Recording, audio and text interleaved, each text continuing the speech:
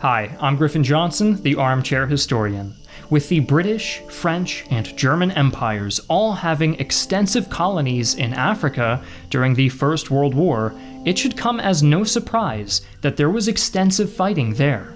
Although soldiers deployed in the African theater weren't subject to the same gruesome frontal charges and long months of trench warfare found in Europe, the soldiers fighting in Africa had their own set of problems to contend with. Hostile terrain, lack of infrastructure, and a constant shortage of supplies made combat there uniquely prolonged, miserable, and deadly.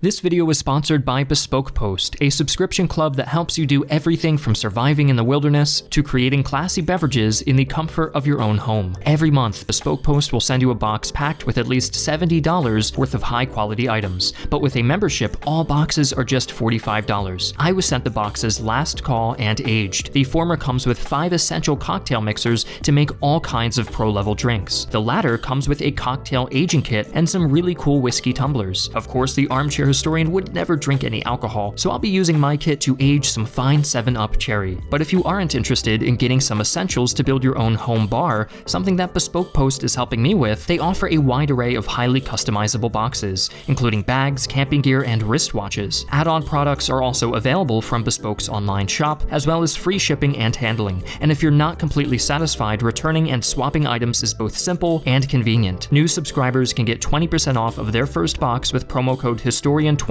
at checkout. Get started and join the club today with the link in the description below.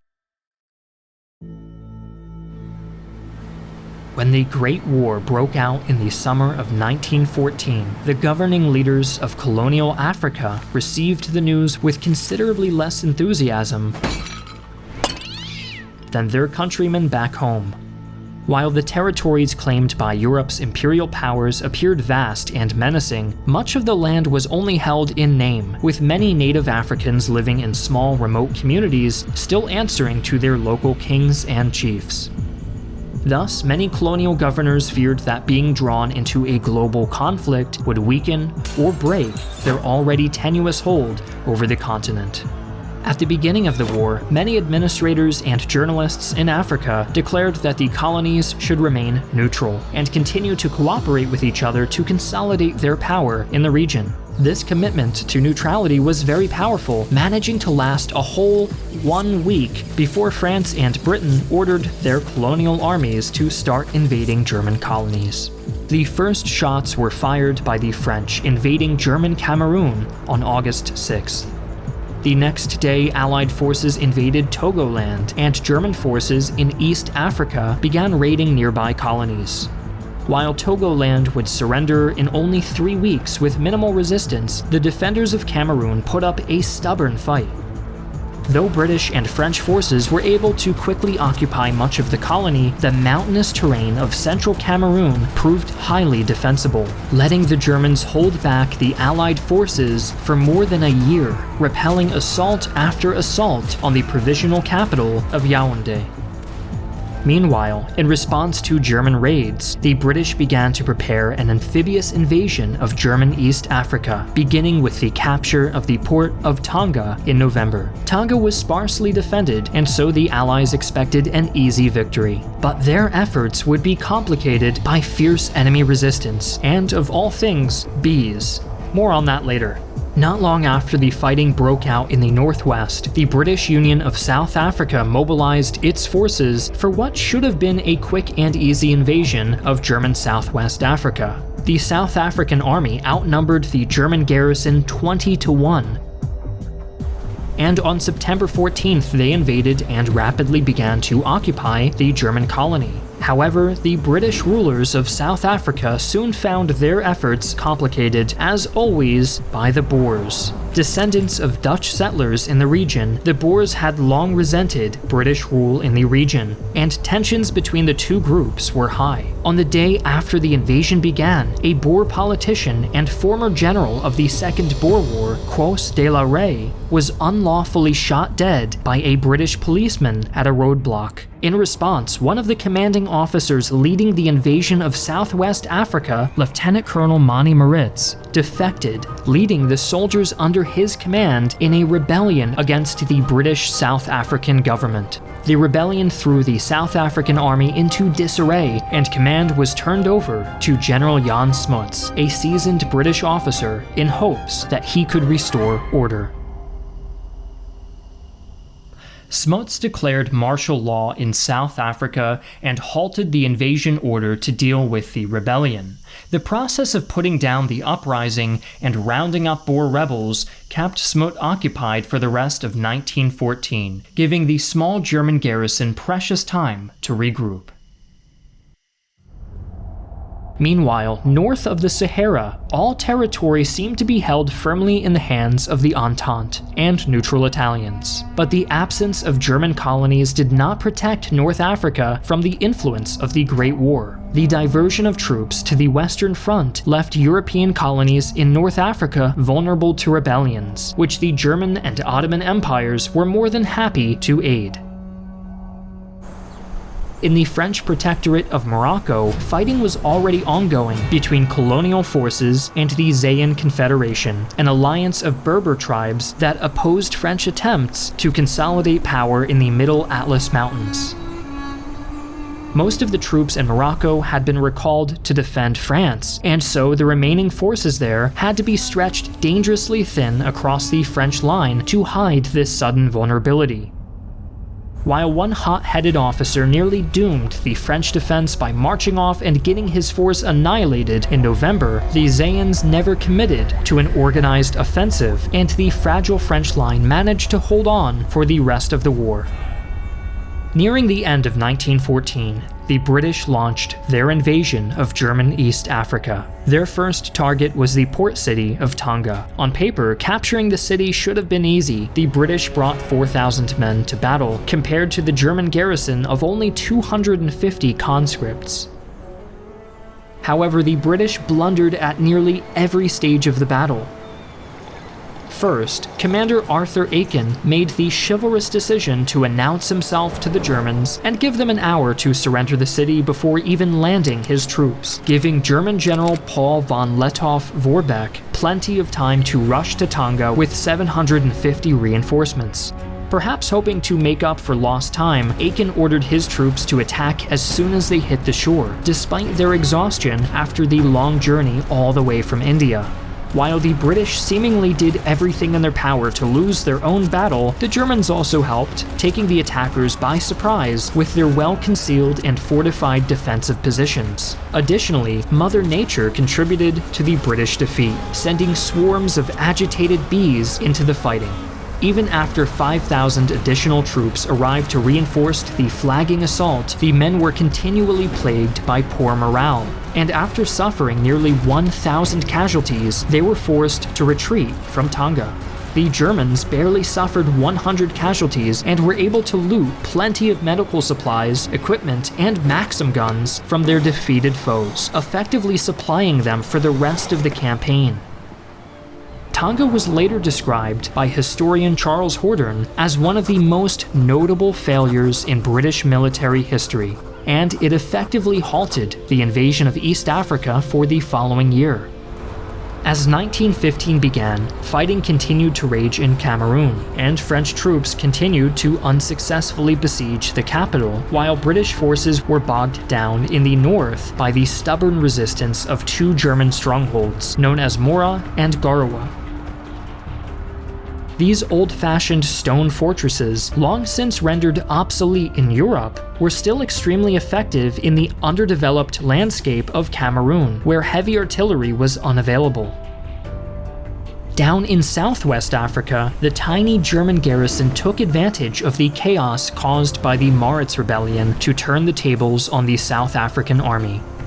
They routed the small occupying garrison and reclaimed their captured territory, and in February, a small German force invaded South Africa and attempted to gain control of two fords at the Orange River. This daring German attack was repelled, and 1 week later, the South Africans resumed their invasion. With the full attention of the massive South African army, at last, the Germans were forced into a rapid retreat and surrendered on July 9th. In November, the British Protectorate of Egypt was taken by surprise when the Senussi Order, a secretive religious order based in Libya, invaded with 10,000 men and modern weapons provided by the Ottoman Empire. The Senussis quickly gained ground in Egypt and attempted to rally the local Muslim population to join them against the British. Unfortunately for the would-be holy warriors, local support failed to materialize, and the British soon began pushing back the invasion. Skirmishes along the border would continue for years, but the bulk of the Senussi army was decisively defeated at the Battle of Agaja. Around the same time, the staunch German resistance in Cameroon was finally starting to collapse, and British and French forces were closing in on the capital. Seeing the writing on the wall, German commander Karl Zimmermann ordered all German soldiers and civilians to abandon Cameroon and retreat to the neighboring Spanish colony of Rio Muni. Zimmermann's retreat functionally ended the campaign, at which time Britain and France agreed on terms to divide up Cameroon amongst themselves. After the conclusion of this campaign, the British turned their attention to East Africa and its now infamous commander Paul von Lettow-Vorbeck. In January 1916, General Jan Smuts was reassigned from the south and given an army of 20,000 men to finally conquer German East Africa. This was a massive force for the African theater, requiring hundreds of thousands of African porters to carry weapons, ammunition, and other vital supplies through the harsh landscape of East Africa. The British Army then launched their second invasion of German East Africa in February, joined by a Belgian force coming from the Congo in the west. Much like in Cameroon and Togoland, the Germans quickly lost ground against the more numerous invaders, but Lettow-Vorbeck was determined to make the Allies pay dearly for every mile. Using the thick brush and forests as cover, he launched repeated hit-and-run ambushes against the British as he withdrew, slowly whittling down their forces. These raids were successful in harassing the Allied armies and slowing them down, giving tropical diseases all the more time to wreak havoc on the Commonwealth forces. The invasion dragged on this way for the rest of 1916, with attrition devastating the British force as they slowly trudged further and further into East Africa. Rather than abandon this costly campaign, the British chose to make up their losses with more and more African conscripts. By the beginning of 1917, more than half of the British Army in East Africa consisted of local African troops, forcibly recruited from across the continent to shore up the faltering offensive. As for Lettow-Vorbeck, he continued his fighting retreat all the way through 1917, consistently avoiding British attempts to encircle his dwindling army. By November, the Germans had been pushed all the way back to the Rovuma River, the southern border of the colony, and were low on supplies and ammunition. Rather than surrender, Lettow-Vorbeck chose to cross the river and invade the poorly defended Portuguese colony of Mozambique. While the Allies were able to fully occupy German East Africa, the German army continued to make a nuisance of itself in the Portuguese colony for 9 months, raiding and pillaging it for supplies. In August 1918, they finally returned to their colony and began to retake lost territory from the pitifully small British garrisons now defending it. This fighting continued until November, when Lettow-Vorbeck finally surrendered upon hearing word that an armistice had been signed, and the German Empire had lost the war. All told, the war in Africa claimed the lives of far fewer soldiers than it did in Europe. The Allies suffered around 42,000 military casualties, while the Germans suffered around 21,000. The civilian cost was much, much higher. It's estimated that over 1 million Africans were conscripted as porters to support the campaign, and more than 100,000 died. This caused severe depopulation of many regions. For example, 45,000 porters were recruited from Kenya, amounting to 13% of the male population. Combined with the constant raiding and requisitioning, a polite word for raiding, of local crops and cattle by both sides, the European campaigns led to a massive famine in East Africa in 1917, which claimed another 300,000 civilian lives. As is so often the case, the price of war in Africa was paid most heavily by the civilians. Germany's colonies in the region were seized and divided up between Britain and France along arbitrary lines. Even so, the First World War was the first time that cracks began to show in the facade of European invincibility, paving the way for uprisings against colonial rule. These cracks would only continue to grow over the years to come, before the whole structure of colonialism finally collapsed after the Second World War.